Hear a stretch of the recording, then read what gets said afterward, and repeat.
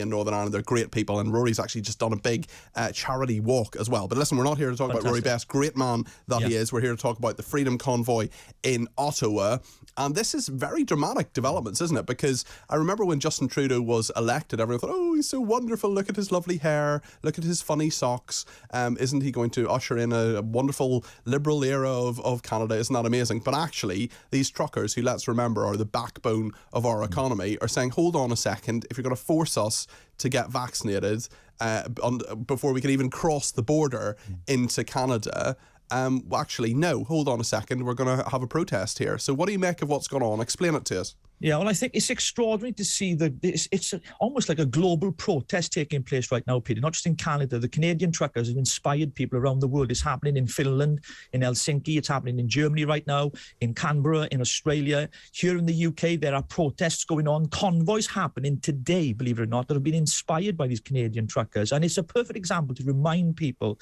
that when any government mandates or decrees and, leads by a regime that really, in my opinion, is tyrannical, people rise up and people want their freedoms. This isn't about just the efficacy of a vaccine. This is about people's rights and people's freedoms to choose what they want to do with their bodies. That's the bottom line. I agree with you, Richard. And as anybody who's listened to this programme before will know, I've had both my vaccines, I've had my booster. I want to encourage people. I want to persuade people. I want to say, look at the science. The vaccine works. I don't want to force people. I don't want to threaten their job being lost. I don't want to do anything. I want people to make a choice to get the vaccine. But when you're forcing people, and when you're saying you can't get it, you can't even cross the border in your truck, that's a bad thing. But I wonder, Richard, whether you think this form of protest, which is bringing Ottawa to a standstill and is actually causing serious trouble for a lot of people, is that the right way to protest, do you think?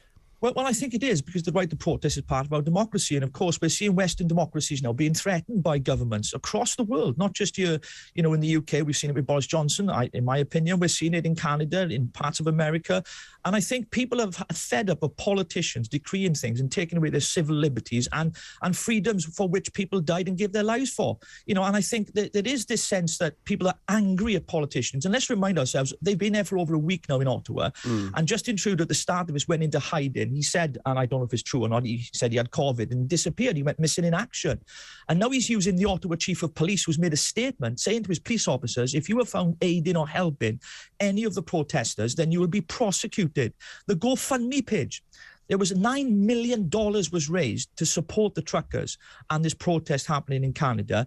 And the GoFundMe page have said that it was against their terms of reference and conditions of terms of conditions. And but some of them, Richard, are breaking the law. Surely you've got to be, the police have to be the force of law and order, even if they personally don't agree with the law. Well, let's talk about the GoFundMe, for example. They were quick enough to bail out protesters who were violent at the Black Lives Matter protests.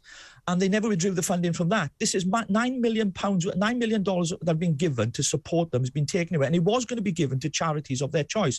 They've just in the last 2 hours done a massive U-turn at the GoFundMe page and said, no, we're not going to do that. We're going to refund the money back to those who gave it, because they've been boycotted on social media. And let's be honest, Peter, if it wasn't for social media, because it doesn't get covered on mainstream media, thank God for talkRADIO, the home of common sense, where it does get covered.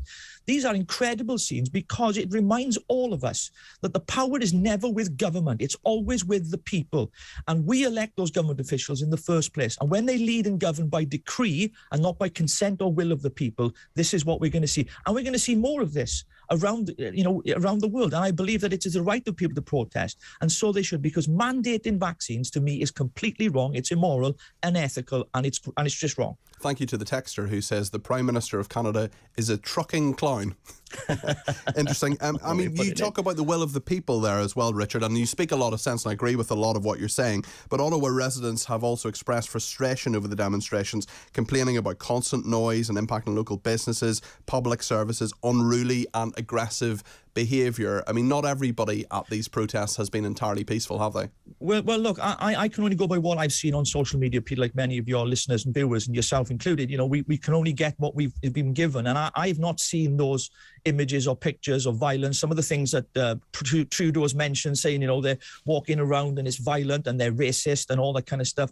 You always get that in protests. You're going to have a small fraction of people that are going to do something that is, not in line with what the protest is about. That happens in every single protest. But let's look at the majority of what's going on. These are hardworking, honest Canadian people that are standing up for their rights. And the best way to solve this problem is for Trudeau to come out and say, okay, we will not mandate vaccines for workers. We'll get rid of it, and they'll all go home. That's the answer. It's as simple as that. Yeah, absolutely. Well, listen, Richard Taylor, political commentator and broadcaster, thank you very much indeed.